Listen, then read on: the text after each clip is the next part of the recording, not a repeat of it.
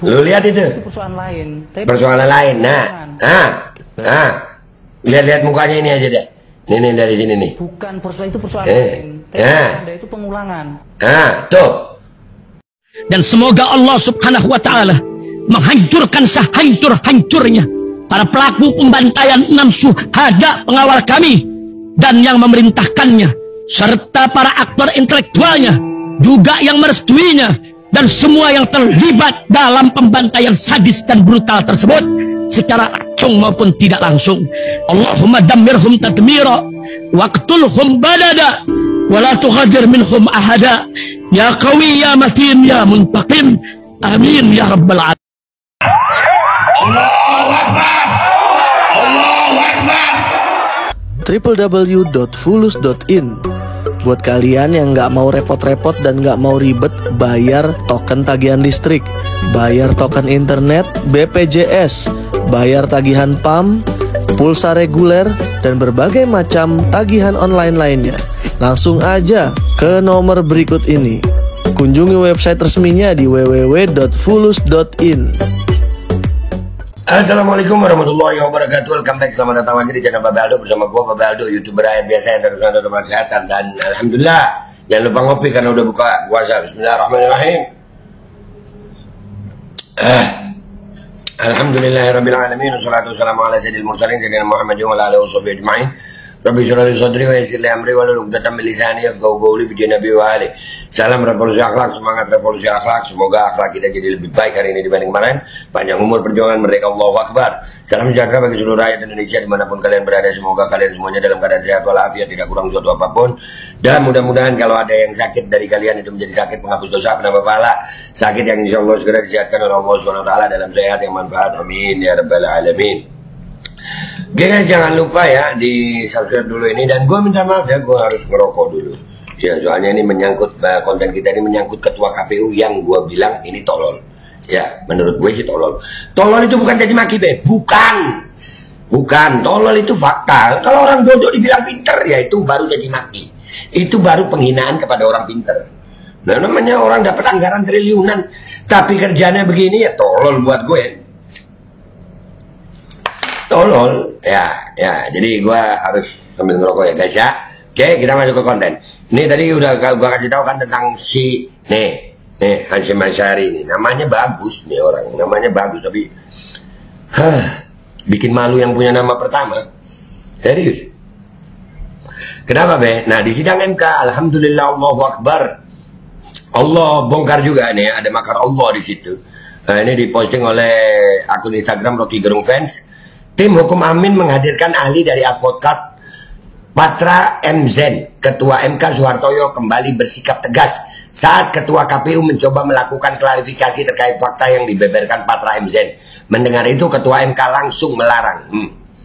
Ya, kita lihat dulu deh ini. Kita lihat ya, videonya kita lihat. Nih, Bismillahirrahmanirrahim. Diberhentikan secara permanen. Karena pada waktu DKPP dipimpin oleh Pak Muhammad itu juga dikabulkan.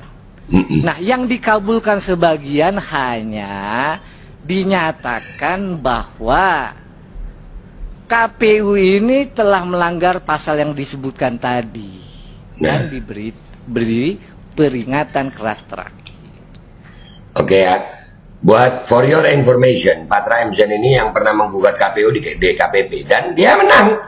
Nah, ini si ketua KPU yang gua bilang tolol ini ya, itu dapat peringatan keras terakhir lagi, nggak tahu berapa kali peringatan keras terakhir itu. Nih, itu yang pertama. Yang kedua, proses persidangan DKPP memanggil Bawaslu. DKPP memanggil juga Dirjen Peraturan Perundang-undangan.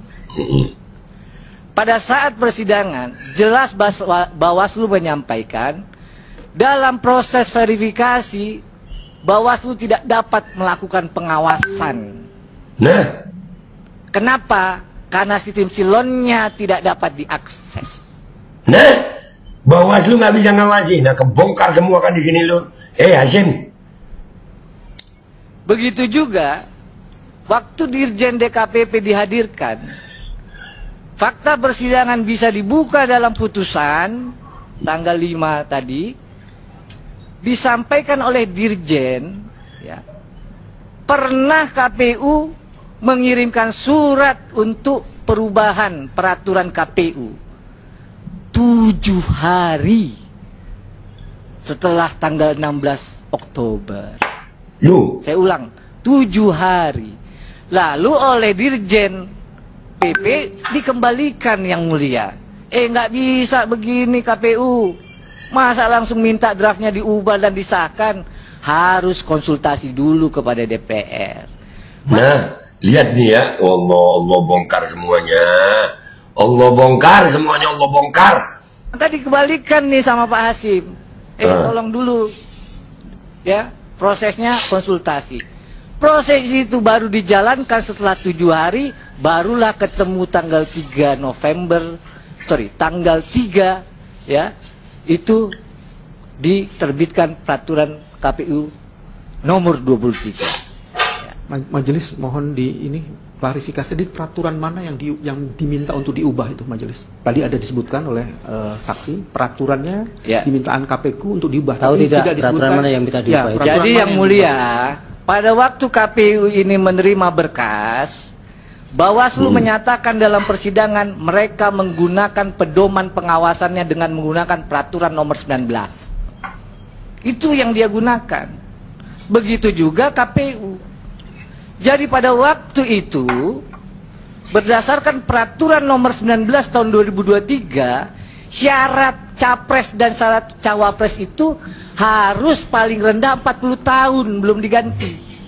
Ya itu tidak ditanyakan tadi. Ya itu tadi yang ditanyakan. Makanya KPU ya bilang bahwa tolong ini saya mau ubah yang mulia. Kepada Dirjen PP, oleh Dirjen PP dikembaliin. Itu yang mau dirubah. Harus konsultasi ke DPR, DPR dulu. Ulang itu ya. Iya, gitu. Oke, yang pertanyaan Pak Yani satu lagi. Yang kedua, ini terkait dengan asas ya. Kalau dalam putusan kita baca, yang dilanggar oleh KPU ini tentu saja asas profesional dan asas menjamin ketidakpastian Pak Bambang. Jadi KPU ini waktu bekerja tidak menjamin kepastian hukum, itu maksudnya. Ya, silakan kuasa pemohon mengecek peraturan.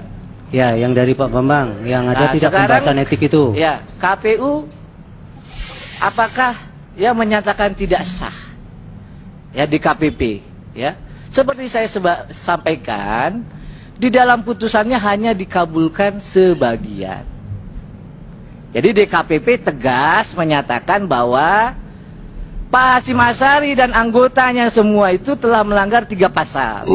Karena melanggar 3 pasal itu diberi teguran keras terakhir. Di luar itu nggak ada putusan DKPP. Makanya diajukan ke PT UN atau di sini mungkin. Yang ketiga, fakta apakah KPU membatalkan ya? Di dalam putusan DKPP tidak ada amar putusan yang lain-lain. Hanya itu. Ya sudah, itu terus diulang-ulang. Ya. Cukup. Baik. Yang mulia. Majelis. Terima kasih. Pak. Karena ini fakta dan kami juga ada dalam peristiwa itu, penting kami klarifikasi satu hal. Tidak usah, nanti Bapak punya instrumen untuk mengkanter itu. Iya. Memang nih si Hasyim. Terima kasih Pak Putra.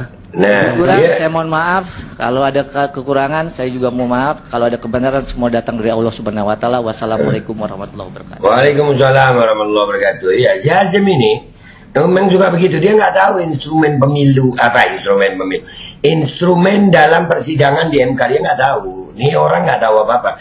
Pernah ada satu peristiwa ya guys, videonya masih ada dan masih ini tersebar lagi nih.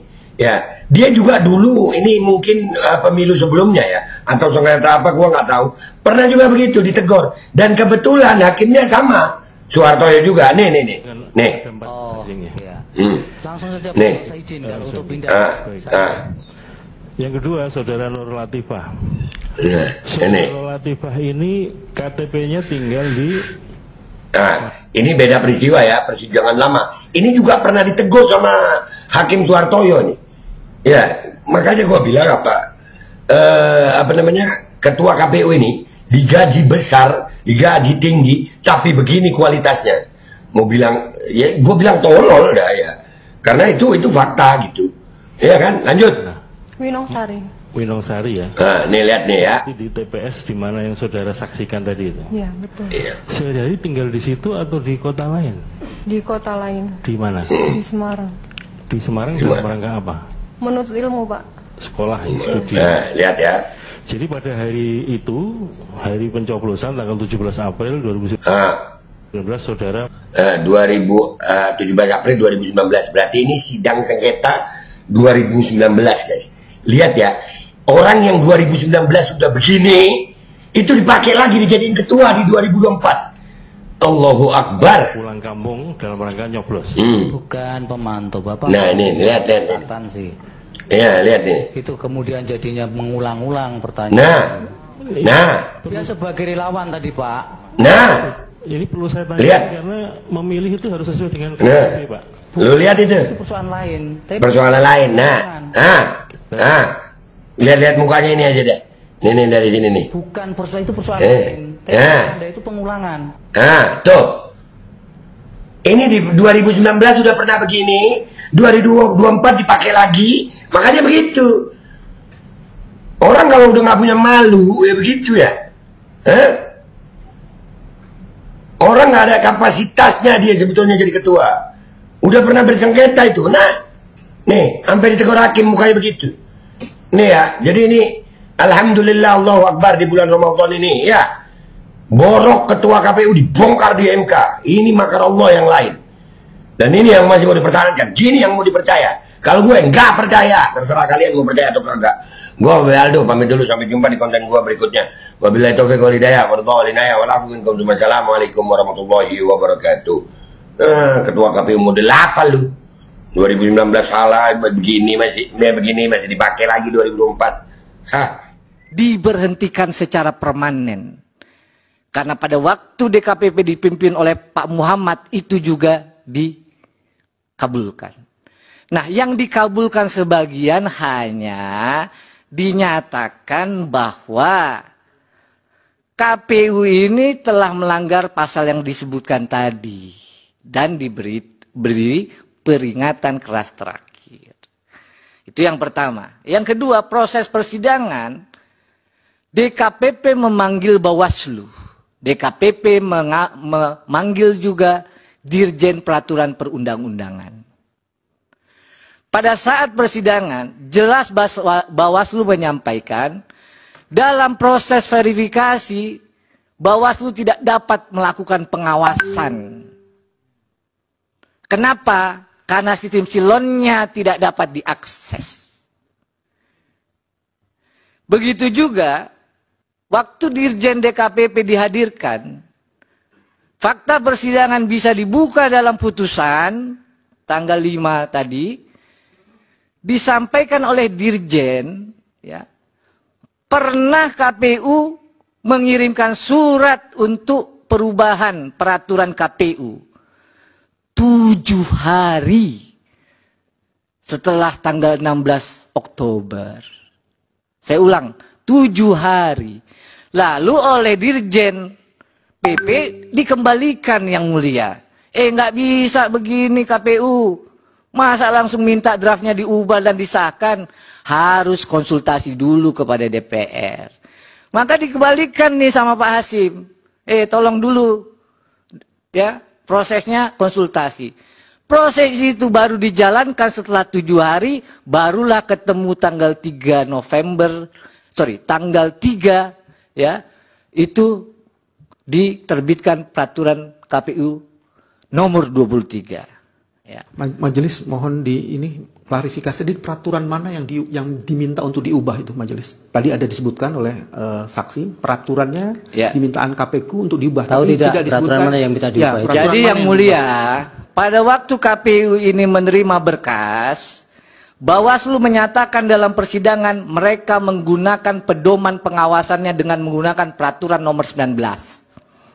Itu yang dia gunakan. Begitu juga KPU. Jadi pada waktu itu, berdasarkan peraturan nomor 19 tahun 2023, syarat capres dan syarat cawapres itu harus paling rendah 40 tahun belum diganti. Ya itu tidak ditanyakan tadi. Ya itu tadi yang ditanyakan. Makanya KPU ya bilang bahwa tolong ini saya mau ubah yang mulia. Kepada Dirjen PP. Oleh Dirjen PP dikembaliin. Nggak bisa, harus konsultasi ke DPR, DPR dulu. Ulang itu ya. Iya, gitu. Oke, yang pertanyaan Pak Yani satu lagi. Yang kedua, ini terkait dengan asas ya. Kalau dalam putusan kita baca, yang dilanggar oleh KPU ini tentu saja asas profesional dan asas menjamin ketidakpastian Pak Bambang. Jadi KPU ini waktu bekerja tidak menjamin kepastian hukum, itu maksud asasnya. Ya, silakan kuasa pemohon mengecek peraturan. Ya, yang dari Pak Bambang, yang ada tidak pembahasan etik itu. Ya, KPU apakah ya menyatakan tidak sah ya di KPP ya. Seperti saya sampaikan, di dalam putusannya hanya dikabulkan sebagian. Jadi DKPP tegas menyatakan bahwa Pak Hasyim Asyari dan anggotanya semua itu telah melanggar 3 pasal. Karena melanggar 3 pasal itu diberi teguran keras terakhir. Di luar itu nggak ada putusan DKPP. Makanya diajukan ke PT UN atau di sini mungkin. Yang ketiga, fakta apakah KPU membatalkan ya di dalam putusan DKPP tidak ada amar putusan yang lain-lain. Hanya itu. Ya sudah itu terus diulang-ulang. Ya. Cukup. Cukup. Baik. Yang mulia. Majelis. Terima kasih. Termohon. Apa, Pak? Karena ini fakta dan kami juga ada dalam peristiwa itu, penting kami klarifikasi satu hal. Tidak usah, nanti Bapak punya instrumen untuk mengkanter itu. Baik, makasih. Terima kasih Pak Putra. Lebih kurang saya mohon maaf, kalau ada kekurangan saya juga mohon maaf, kalau ada kebenaran semua datang dari Allah Subhanahu wa taala. Wassalamualaikum warahmatullahi wabarakatuh. Baik. Dengan ada 4 saksinya. Ya. Langsung saja Pak, enggak usah izin kalau untuk pindah saksi. Yang kedua, Saudara Nur Latifah. Saudara Nur Latifah ini KTP-nya tinggal di mana? Winongsari. Winongsari ya? Ya. Berarti di TPS di mana yang saudara saksikan tadi itu? Ya, betul. Sehari-hari tinggal di situ atau di kota lain? Di kota lain. Di mana? Di Semarang. Di Semarang dalam rangka apa? Menuntut ilmu, Pak. Sekolah ya, studi ya? Sekolah. Oke. Jadi pada hari itu, hari pencoblosan tanggal 17 April 2019, saudara pulang kampung dalam rangka nyoblos? Bukan pemantau, Bapak nggak membuat catatan sih. Itu kemudian jadinya mengulang-ulang pertanyaan itu. Ini dia sebagai relawan tadi Pak. Ini perlu saya tanyakan karena memilih itu harus sesuai dengan KTP Pak. Bukan persoalan itu, persoalan lain. Tapi pertanyaan Anda itu pengulangan. Keadaan saksi di situ, beradaannya itu adalah sebagai relawan. Baik, terima kasih. Dia pulang kampung di situ kan, di Semarang, dia sekolah. Kalau dicatat semua, nah. Iya. Baik. Ayo pasang iklan produk jualan kalian di Babe Aldo Official Channel. Dengan jangkauan ke ratusan ribu penonton, insya Allah omset melonjak hingga 3 kali lipat. Konten iklan Anda akan tayang di 2 akun utama YouTube Babe Aldo dengan ratusan ribu penonton selama 5 hari berturut-turut, dan juga akan tayang di Instagram dan juga TikTok Babe Aldo. Harga 500.000 untuk pemasangan 1 kali iklan, tayang 5 hari berturut-turut.